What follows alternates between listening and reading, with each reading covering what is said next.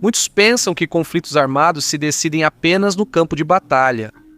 Exércitos avançam, inimigos recuam e, eventualmente, um lado vence. Mas as guerras modernas raramente terminam assim. Elas acabam quando três coisas começam a falhar juntas: munições, mercados e eleições de meio de mandato. Esses pontos de pressão definem por quanto tempo as hostilidades podem continuar realisticamente. Nos primeiros 5 dias desta guerra, os Estados Unidos gastaram cerca de 800 interceptores Patriot. Quando as munições começam a ficar escassas, os comandantes precisam tomar decisões difíceis. Eles podem diminuir o ritmo das operações ou realocar recursos de outros lugares. O Pentágono optou pela segunda opção. Está canibalizando sistemas de mísseis em toda a Ásia-Pacífico para sustentar as operações de combate. Este vídeo mostra 6 lançadores THAAD sendo removidos da base dos Estados Unidos na Coreia do Sul e sendo realocados para o Oriente Médio. Os mercados, no entanto, não se importam com vitórias no campo de batalha. Eles estão preocupados com a estabilidade. Se os investidores acreditam que um conflito pode se transformar em uma crise prolongada, eles começam a se preparar para as consequências econômicas muito antes dessas consequências realmente aparecerem. Centros de dados são desligados, empresas marítimas mudam rotas e o capital migra para ativos mais seguros. O fechamento do Estreito de Hormuz, por exemplo, não afeta apenas os preços dos combustíveis. Isso afeta frete, alimentação, habitação e infraestrutura de abastecimento de água. A vida moderna depende de fluxos de energia estáveis, e quando eles começam a oscilar, os efeitos se espalham. Então, enquanto os estrategistas militares focam em objetivos operacionais, os líderes políticos também precisam considerar como o conflito está afetando a inflação, os preços da energia e a economia em geral. Até mesmo as superpotências precisam negociar com a realidade. Podemos estar vivendo na era que parece ser a mais angustiante dos últimos tempos. Não necessariamente o período mais perigoso da história, mas um que muitas vezes parece ser assim. O primeiro ponto de pressão na guerra moderna são as munições. Tudo depende disso. À primeira vista, as Forças Armadas dos Estados Unidos parecem ter um poder de fogo quase ilimitado.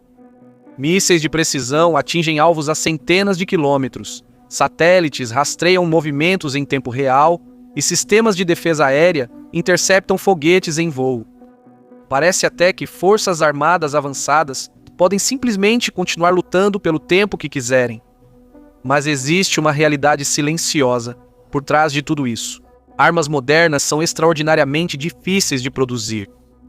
Um míssil Tomahawk não é apenas um tubo de metal cheio de explosivos. Ele contém eletrônicos especializados, sistemas avançados de orientação e componentes que vêm de longas cadeias de suprimentos. Muitas dessas peças são produzidas em pequenas quantidades por apenas alguns fabricantes. O mesmo vale para mísseis interceptadores, drones de longo alcance e bombas guiadas de precisão, o que significa que essas armas não podem ser substituídas rapidamente. No início de um conflito, esse problema é fácil de passar despercebido. As Forças Armadas contam com estoques acumulados ao longo de anos. Essas reservas permitem que eles mantenham um ritmo intenso de ataques nos estágios iniciais de uma guerra. Mísseis são lançados, defesas aéreas interceptam e assim os comandantes agem como se o suprimento não fosse um problema. Mas os estoques não duram para sempre e uma vez que começam a diminuir, a guerra começa a enfrentar limitações industriais. As fábricas não conseguem aumentar a produção da noite para o dia. Para isso, seria necessário tempo, mão de obra qualificada e, acima de tudo, contratos de vários anos com os fornecedores. Pegue o míssil interceptador SM-3 como exemplo. A Marinha dos Estados Unidos o utiliza para derrubar mísseis balísticos. Dependendo da variante, cada míssil custa aproximadamente de 10 a 28 milhões de dólares. Esse preço reflete sua complexidade. O míssil precisa detectar uma ogiva balística no espaço, rastreá-la e colidir com ela a vários quilômetros por segundo usando um veículo de destruição cinética. É basicamente uma pequena nave espacial projetada para destruir outro objeto que viaja mais rápido que uma bala. Mas por causa dessa complexidade, a produção dos mísseis SM-3 é limitada. O número exato é confidencial, mas eles são produzidos em lotes relativamente pequenos, muitas vezes apenas dezenas por ano, dependendo das aquisições do Pentágono. Outro exemplo é o interceptador Patriot PAC-3, um dos principais mísseis usados pelos Estados Unidos e por Israel para derrubar mísseis iranianos. Cada interceptador PAC-3 custa aproximadamente de 4 a 5 milhões de dólares. No entanto, apesar do seu uso generalizado, a produção é relativamente limitada. Em 2025, o fabricante Lockheed Martin produziu cerca de 620 interceptadores PAC-3. Isso parece bastante à primeira vista, mas os sistemas modernos de defesa aérea frequentemente disparam vários interceptadores contra um único míssil em aproximação para garantir uma destruição bem-sucedida. Em um conflito prolongado de alta intensidade, essa equação muda gradualmente a natureza da guerra. Uma noite de defesa antimísseis pode consumir meses de produção. Este vídeo mostra mais de uma dúzia de interceptores Patriot lançados da base aérea americana local durante uma barragem de mísseis iranianos. Isso equivale a 2% da produção anual dos Patriots, perdida em menos de um minuto. Nenhuma máquina de guerra mantém esse ritmo por muito tempo. A mesma restrição de munições existe do lado iraniano, embora pareça muito diferente. O Irã possui um dos maiores arsenais de mísseis balísticos do Oriente Médio, estimado em vários milhares.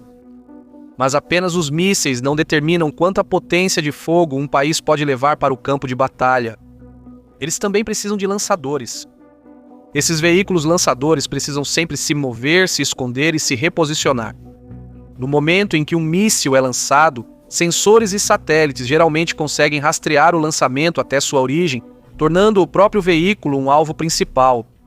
Destrua lançadores suficientes e até mesmo um grande estoque de mísseis se torna inútil. O Irã também investiu pesado em drones, que forçam ainda mais a economia de guerra. Sistemas como o Shahed 136 são rudimentares quando comparados a mísseis. Eles são construídos com motores pequenos e eletrônica básica, e estima-se que custem entre 20 e 50 mil dólares cada, com algumas estimativas chegando a apenas 7 mil. Lançados em ondas, esses drones obrigam os defensores a gastar interceptadores muito mais caros, saturando gradualmente as defesas aéreas e esgotando os estoques mais rápido do que podem ser reabastecidos. No geral, essas dinâmicas mostram que a guerra moderna depende tanto da indústria quanto das táticas. A vitória pertence ao lado que consegue manter o fluxo de armas. Os conflitos armados de hoje enfrentam outro ponto de pressão que não existia no mesmo grau no passado: os mercados financeiros. No momento em que os combates começam em uma região estrategicamente importante, os preços da energia oscilam em poucas horas, os custos de transporte aumentam e os investidores começam a reavaliar os riscos. Muitas vezes, essas flutuações do mercado acontecem muito antes de os governos decidirem como responder. Já vemos essa dinâmica ocorrer. Os preços do petróleo subiram assim que as hostilidades afetaram o tráfego perto do Estreito de Hormuz. Os governos agiram rapidamente para acalmar os mercados, liberando reservas estratégicas e sinalizando que suprimentos adicionais poderiam ser disponibilizados, se necessário. Essas medidas ajudaram a estabilizar os preços por enquanto, mas o episódio ilustra como os mercados globais são sensíveis. Isso não envolve só petróleo. Quando os mercados de energia mudam, os efeitos se espalham. O frete fica mais caro, os custos de manufatura aumentam e a inflação começa a subir novamente. Todas essas perturbações acontecem muito mais rápido do que campanhas militares e se espalham pelas cadeias globais de suprimentos. A produção de fertilizantes, por exemplo, depende fortemente do gás natural. Quando os preços da energia sobem, o custo de produção da amônia, o principal ingrediente dos fertilizantes nitrogenados, também aumenta. Esse aumento acaba chegando aos agricultores, o que, daqui a alguns meses, eleva o custo de culturas básicas como trigo, milho e arroz. A aviação global é outro exemplo. O Oriente Médio está na encruzilhada das principais rotas aéreas que conectam a Europa, a Ásia e a África. Cerca de 2/3 da população mundial vive a até 8 horas de voo de Doha e Dubai. Então, quando mísseis, drones ou sistemas de defesa aérea ameaçam o espaço aéreo regional, as companhias aéreas são forçadas a redirecionar os voos para evitar as zonas de perigo. Assim está o espaço aéreo da região agora. O Azerbaijão é, efetivamente, o único elo direto entre a Europa e a Ásia. Mas é mais do que isso. As consequências indiretas não ficam necessariamente restritas à região. Setores distantes também as sentem. Boa parte do recente impulso do mercado acionário e do crescimento econômico dos Estados Unidos vem de alguns gigantes da tecnologia, conhecidos como Sete Magníficos. Essas empresas dominam o mercado. Só em 2023, elas foram responsáveis por cerca de 60% do retorno total do S&P 500, o que mostra o quanto a alta do mercado se tornou concentrada. No entanto, a expansão desses gigantes da tecnologia depende de investimentos massivos em infraestrutura de inteligência artificial, especialmente nos data centers que alimentam a computação em nuvem e o aprendizado de máquina. Os Emirados Árabes Unidos, a Arábia Saudita, o Catar e o Bahrein têm cortejado ativamente esses gigantes da tecnologia para sediar polos regionais de nuvem IA, numa tentativa de se posicionarem como centros de infraestrutura digital. Mas o Irã trata essa infraestrutura digital como parte do próprio conflito. Drones iranianos já danificaram centros de dados da Amazon nos Emirados Árabes Unidos e no Bahrein, o que interrompeu serviços de nuvem usados por bancos e empresas da região. Google, Amazon, Microsoft, Nvidia, IBM, Oracle e Palantir agora são todos alvos legítimos de acordo com a Guarda Revolucionária. Ao ameaçar ou danificar a infraestrutura no exterior dessas empresas, o Irã está tentando atingir a espinha dorsal digital do setor de tecnologia americano e, consequentemente, um dos principais motores do crescimento econômico dos Estados Unidos. Oleodutos, transporte marítimo, fertilizantes, centros de dados, isso é só o começo. Os efeitos em cadeia vão ainda mais fundo na economia global.